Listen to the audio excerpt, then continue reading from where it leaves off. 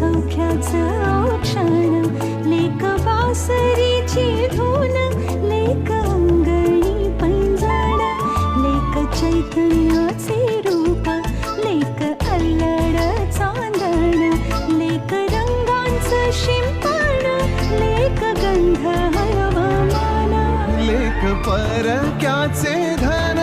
बाबा तुटतो आतून, आला गोठलेला क्षण, शुभ मंगल कन्यादान,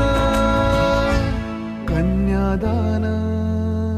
एक कौतुकाची थाप